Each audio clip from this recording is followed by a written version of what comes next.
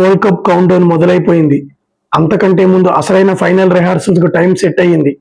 భారత్ మరియు న్యూజిలాండ్ల మధ్య జరుగుతున్న 5 మ్యాచ్ల టీ20 సిరీస్ లో చివరి పోరుకు తిరువనంతపురం వేదిక కాబోతుంది. వైజాగ్ మ్యాచ్ లో ఓటమి తర్వాత టీమిండియా ఎలా కంబ్యాక్ ఇవ్వబోతుంది? సంజు శాంసన్ తన హోమ్ గ్రౌండ్ లో చెలరేగుతాడా? ఈ వీడియోలో తెలుసుకుందాం. మన ఛానల్ ఇంకా సబ్స్క్రైబ్ చేసుకోకపోతే వెంటనే సబ్స్క్రైబ్ చేసుకోండి. ఈ వీడియోని చివరి వరకు చూడండి. వైజాగ్ టీ20లో ఇండియా 50 పరుగుల తేడాతో ఓడిపోయింది. లాస్ట్ మ్యాచ్ టీమిండియా మేనేజ్మెంట్ చేసిన 6 బ్యాటర్లు 5 బౌలర్ల కాంబినేషన్ వర్కౌట్ కాలేదు. ఈ మ్యాచ్ లో ఫుల్ స్ట్రెంత్ టీంతో బరిలోకి దిగే అవకాశం ఉంది.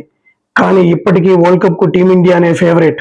లాస్ట్ టీ20 వరల్డ్ కప్ నుంచి ఇప్పటి వరకు టీమిండియా విన్నింగ్ పర్సంటేజ్ 80. ఆస్ట్రేలియా కంటే 10 పాయింట్లు ఎక్కువే ఉన్నాం.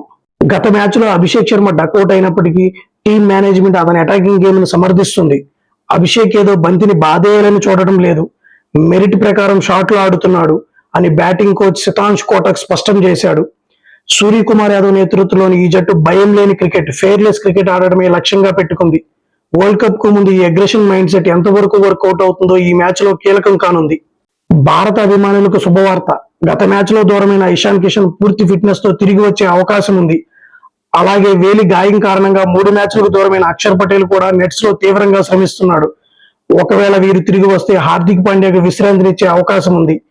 సంజు శాంసన్ వికెట్ కీపింగ్ చేస్తూ ఓపెనింగ్ వస్తాడా లేదా ఇషాన్ కిషన్ వస్తాడా అనేది ఆసక్తికరం. ఇక న్యూజిలాండ్ టీం విషయానికి వస్తే బిగ్ బ్యాష్ లీగ్ 15 లో లీడింగ్ రన్ స్కోరర్ గా నిలిచిన ఫిన్ ఎలెన్ తిరిగి జట్టులోకి వచ్చాడు. అతను కాన్వే ప్లేస్ లోకి వచ్చే ఛాన్స్ ఉంది. ఫామ్ లో ఉన్న స్టిఫర్డ్ మరియు ఫిన్ ఎలెన్ జోడీ పవర్ ప్లే లో డేంజరస్ గా మారొచ్చు. మ్యాట్ హెన్రీ మరియు శాంట్నర్ తమ అనుభవంతో ఇండియాను మరోసారి దెబ్బ కొట్టాలని చూస్తున్నారు.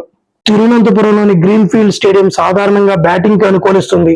గతంలో ఇక్కడ భారత్ 235 పరుగులు చేసిన రికార్డు ఉంది.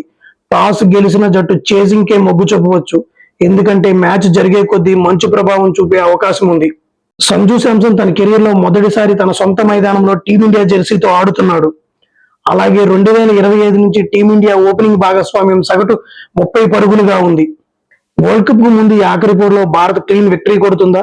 సంజు శాంసన్ హోమ్ గ్రౌండ్ లో విధ్వంసం సృష్టిస్తాడా? మీ అంచనాలను కామెంట్ చేయండి. ఈ వీడియో నచ్చితే లైక్ చేయండి, షేర్ చేయండి, మన ఛానల్ ని సబ్స్క్రైబ్ చేసుకోండి. జై హింద్.